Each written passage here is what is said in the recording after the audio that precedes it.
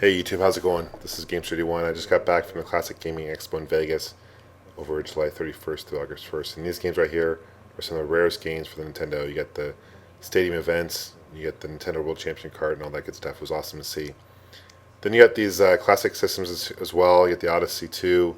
Odyssey 1 was released in 1972 by Magnavox. It was the first digital system ever released. I did a review on that a little while ago on my channel, one of my first videos. It was really cool because they're all in box and a really cool display unit here, as you can see.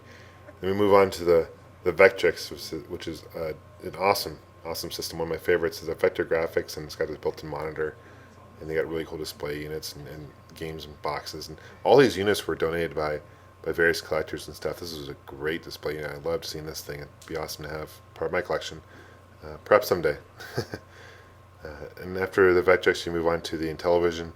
This is a keyboard release for the television. I didn't realize there was a keyboard for this. I know about the Miracle Piano for Nintendo, the Super Nintendo, the Genesis, the computer, but that was cool to see.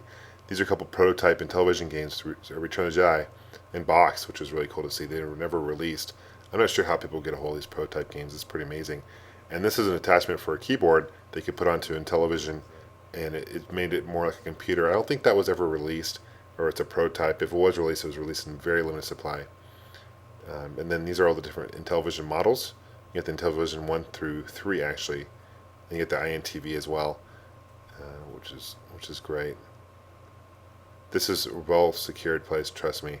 You move on to the Turbo Express, the TurboGrafx 16. You got a Splatterhouse poster right there. I don't know if you guys caught that or not. You got the Saturn laser active player right there.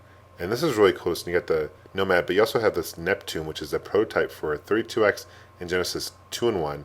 Never was released by Sega, and that's a prototype. It's awesome. I'm sure it's worth a lot. And this is a display unit, kind of like the Nintendo M82 that I reviewed for the Nintendo. This was for the Super Sega Master System, actually. It was pretty cool. And you get the Virtual Boy. I remember that Nintendo Power issue. I remember seeing that one. I still have that issue, actually. You get the Rob, and these are Nintendo, obviously. Most of us are familiar with the Nintendo. And you get this Famicom box. It was released only in Japan in the hotels as a display unit. And it uses normal Nintendo controllers, not the Famicom controllers, which is kind of interesting. And you get this TV color Nintendo Pong clone as well. These robots are really cool. I'm going to check it out another angle here. These are some robots. Pretty sweet.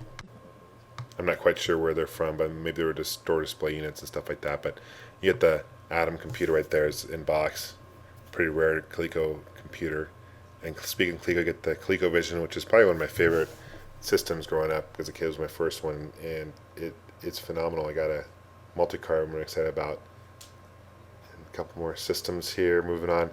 Here, this is really cool display unit. This is actually the Adventure Vision, which is a really rare, one of the first handhelds, I believe, and it's pretty rare, and that's in the box, and that's fantastic to see. You got a whole bunch of stuffed animals, and here's more computers. This is the Commodore Pet, one of the first Commodore computers released. This is the Commodore system, 64 system, and anyway, it basically plays Commodore 64 carts, and it was released in UK, not here in the States, which is interesting because they didn't have many import systems, so most of the systems were in the US, but classic Apple IIc computer. I remember playing that Oregon Trail back in elementary school growing up. It's fantastic. And I'm not quite sure what this thing was, but then you had this awesome Atari computer. This is the XE series, 8-bit computer, and then this is kind of a travel. It's like the Commodore SX64. It's a travel Atari computer, which is pretty cool. Pre-laptop days. Really cool display unit for the Atari 2600. Fantastic, and you're kind of getting into the 5200 there, approaching here, the 5200, which is one of the worst Atari systems in my personal opinion, but it's got some okay games. This is interesting. This is the Japan Atari 2700 system. This is only released in Japan and never reached the States. Didn't sell very well at all, and it's really rare today, it was interesting to see that. More handhelds, controllers and stuff like that, boxes. This is a really interesting Atari 2600 system. It's interesting colors, very retro and 70s looking. I'm not quite sure. There's Custer's Revenge right there, if you notice that, and more. That's a Atari music video system, which I own and did a review a very long time ago, and this is really rare. This is PS1s, these are all the prototypes, the colors they came out with, never released, and obviously you have the 3DO. Those controllers are kind of interesting. The Jaguar, which Jaguar had a lot of representation here at the Expo. And these are more games, Vectrex games. These are posters for the Vectrex I want to show you, and just different Atari memorabilia and promos. These are more handheld items, kind of the TV Game & Watches that they had, and the boxes for that, which is great. These are prototype links, Atari links that were never released. Really fascinating to see. Almost look like they were hand painted, but they actually were prototypes. And a little more memorabilia. You got board games and stuff like that, which is fun. There's a Millennium Falcon sitting there randomly.